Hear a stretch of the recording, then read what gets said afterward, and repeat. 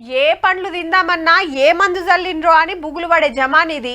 వార్తల్లో చూస్తూనే ఉంటిమి మామిడి పండ్ల మీద అదేదో కార్బైడ్ జల్లి మగ్గబెడుతుర్రని. అరటి పండ్లను సుతా కెమికల్ల ముంచి తీస్తాయిపాయే పసుపచ్చ రంగుకొస్తున్నాయి. గందుకే చెట్ల మీద దొరికే పండ్లు తినటానికి కాయిషేస్తుంటారు. అసొంటి వాటిల్లా ఈ సీజన్ల మొదలు యాదికొచ్చేది సీతాఫలాలే. అగో ఘాటి ముచ్చటే ఇది.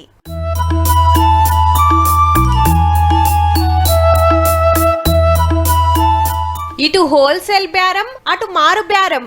మార్కెట్ కు తెచ్చుడే ఆలస్యం, నిమిషాలలోనే పండ్లన్నీ అయిపోతున్నాయి. సీతాఫలాలకు పేరువైన మెదక్ జిల్లా రామయంపేట మార్కెట్ ఇది 20 ఏండ్ల కాంచెలు నడుస్తుంది.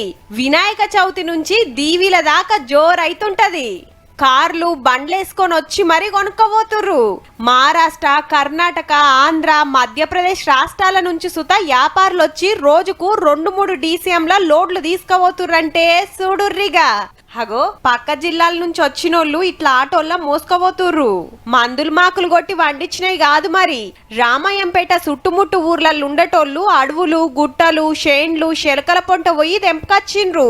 సీజన్ వచ్చిందంటే ఈ పని మీదనే ఉంటారు చాలా మంది. అడవికి పోయి తెంపుకొని రావాలి. ఇంట్లో ఒక రోజు ఉంచుకున్న తర్వాత బయటకు తీసుకొని వస్తాం అమ్మడికి. ఇంట్లో ఎలాంటి కెమికల్ అల్పము అసలు ఏముండదు అలా. సంవత్సరానికి మా వృత్తే ఇది. ట్రేకు 400 నుంచి 600 దాకా అమ్ముతారు. పక్కకే మారు బేరం చేస్తోళ్ళు కుప్పకు ఇంత అని అమ్ముతారు గిరాకీని బట్టి.